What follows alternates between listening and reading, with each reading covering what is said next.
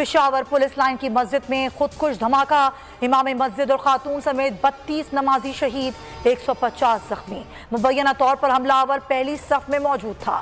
دھماکہ نماز ظہر کے دوران ہوا، مسجد کی چھت گر گئی، ملکہ عمارت بھی تباہ۔ ظاہر ہے کہ ہم لوگوں نے جنہیں پالا تھا، چاہے وہ حافظ سعید ہو یا چاہے وہ دوسرے ٹیررسٹ ہوں، اور یا ان کو فنڈنگ کی گئی ہو یا ان کو پناہ دی ہو یا ان کو سپورٹ کیا ہو، تو یہ تو ہونا ہی تھا۔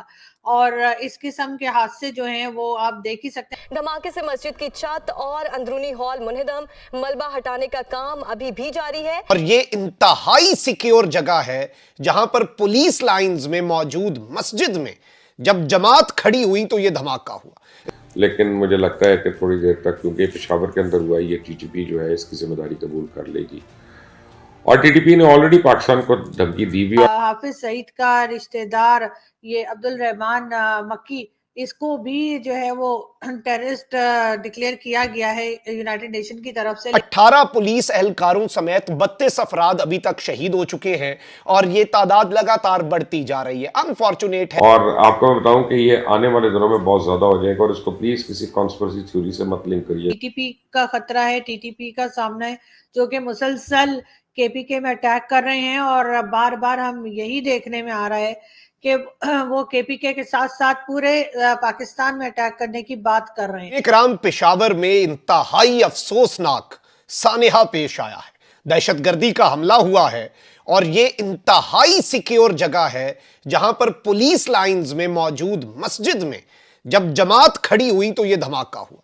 اور اب پشاور میں پولیس لائنز کی جو مسجد ہے اس میں خودکش حملہ ہوا ہے اور شہداء کی تعداد 32 ہو چکی ہے۔ جس وقت میں یہ ویڈیو ریکارڈ کر رہا ہوں 140 سے زائد افراد زخمی ہیں، جن میں تشویشناک حالت میں بھی بہت سے ہیں۔ زخمیوں کی صحت یابی کے لیے دعا ہے، اور یہی دعا ہے کہ جو شہادتوں کی تعداد ہے وہ بہت زیادہ بڑھتی جا رہی ہے، کم از کم یہیں پہ رک جائے۔ یہ بھی ایک بہت بڑا سانحہ ہے اور پوری قوم اس پہ غم اور ایک عجیب سی کیفیت میں مبتلا۔ اپنی عبادت گاہوں میں کہاں کہاں نہیں خون کی ہولی جو ہے وہ دہشت گردوں کو کھیلتے دیکھا۔ اور ظاہری بات ہے کہ اس وقت جتنی چیزیں ہو رہی ہیں، بالخصوص جو ہمارا خیبر پختونخوا کا صوبہ ہے وہاں پر اور پشاور میں، اور میں آپ کو یہ بھی بتا دوں کہ سینئر صحافی ہیں، بین الاقوامی اداروں کے ساتھ بھی منسلک رہے ہیں، اسلام الدین ساجد صاحب، انہوں نے بھی یہ بات کہی ہے کہ جس جگہ میں پشاور میں دھماکہ ہوا ہے یہ انتہائی سیکیور ہے، اور یہ بھی ایک بہت بڑا سوالیہ نشان ہے کہ خودکش حملہ آور اس مقام تک پہنچے کیسے۔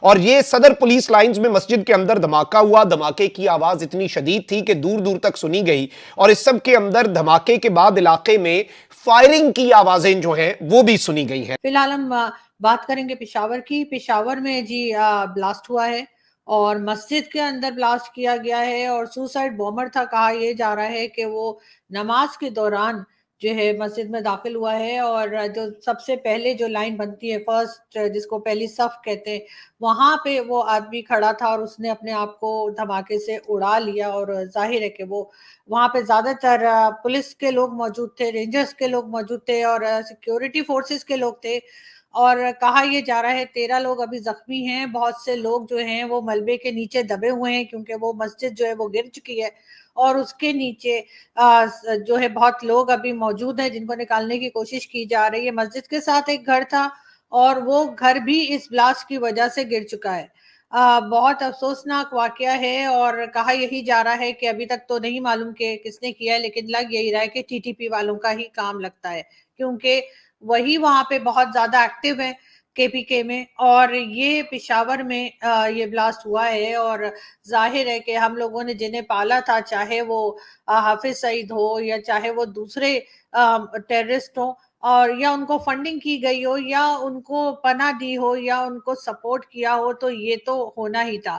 اور اس قسم کے حادثے جو ہیں وہ آپ دیکھ ہی سکتے ہیں۔ حالانکہ حافظ سعید کو انہوں نے اریسٹ کیا ہے اور کہا یہ گیا ہے کہ 31 ایئرز کے لیے جیل میں ڈال دیا گیا ہے، ساتھ ساتھ لیکن چاہے وہ مسعود اظہر ہو یا پھر داؤد ابراہیم کی بات ہم اگر کریں، یا پھر احسان اللہ احسان جس نے اے پی ایس بچوں کے اوپر اٹیک کیا تھا، یا جو ابھی ریسنٹلی حافظ سعید کا رشتہ دار یہ عبدالرحمان مکی، اس کو بھی جو ہے وہ ٹیررسٹ ڈکلیئر کیا گیا ہے یونائٹڈ نیشن کی طرف سے، لیکن प्रॉब्लम सारी ये है कि अभी हम जैसे मैंने कहा था कि बहुत से ग्रुप्स बने हुए थे पाकिस्तान में जो कि ये टेररिज्म करते थे या टेररिज्म को सपोर्ट करते थे, और अब उनमें से एक में से समझे आपके कई कई सौ बल्कि कई हजार ग्रुप बन चुके हैं।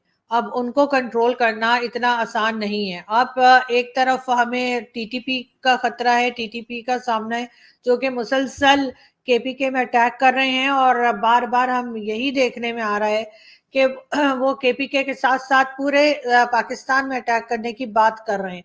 लेकिन उनके लिए ऑपरेशन कहा गया है कि जी लॉन्च किया जाएगा, और इनको ना सिर्फ ये कि पाकिस्तान के अंदर बल्कि अफगानिस्तान में जाके भी इनके ऊपर अटैक किया जाएगा और टीटीपी वालों को जो है वो मारा जाएगा। लेकिन अभी तक हमने ऐसा कुछ होते हुए देखा नहीं है। उसकी एक बहुत बड़ी रीजन जो है वो हो सकता है कि इकोनॉमी भी हो, क्योंकि जाहिर है कि एजेंसीज को बजट चाहिए सॉरी, और जब तक वो बजट उनको नहीं मिल जाता, जब तक वो चीजें उनको नहीं मिल जाती जिससे वो ये ऑपरेशन लॉन्च कर सकें, तो शायद इस वजह से अभी तक ये सब कुछ नहीं किया गया। कहा यही जा रहा है कि जैसे IMF का लोन आएगा और दूसरे तरफ से भी फंड्स आएंगे तो सबसे पहले यही किया जाए। बड़ी ही दिलखराश खबर जो आज सुबह को मिली, और यानी वो ये थी कि पेशावर की एक मस्जिद में खौफनाक धमाका हुआ, एक खुदकश बमबार का। बेसिकली पुलिस लाइंस के ये मस्जिद थी, और वहाँ पे ये जो खुदकश बमबार था ये पहली सफ में था। तो जब ये इसका एक्सप्लोजन हुआ है तो ये इतनी ज़ोर से धमाका हुआ है कि वो छत भी गिर गई मस्जिद की, और जो है आसपास के बहुत इलाके जो हैं वहाँ पे खौफ व हरास फैल गया। लेकिन जब छत गिर जाती है और किसी भी जगह की, तो फिर उसके नीचे जितने भी लोग होते हैं उनके लिए बचना बड़ा मुश्किल होता है। मुआवजे हैं जो बचाते हैं लोगों को।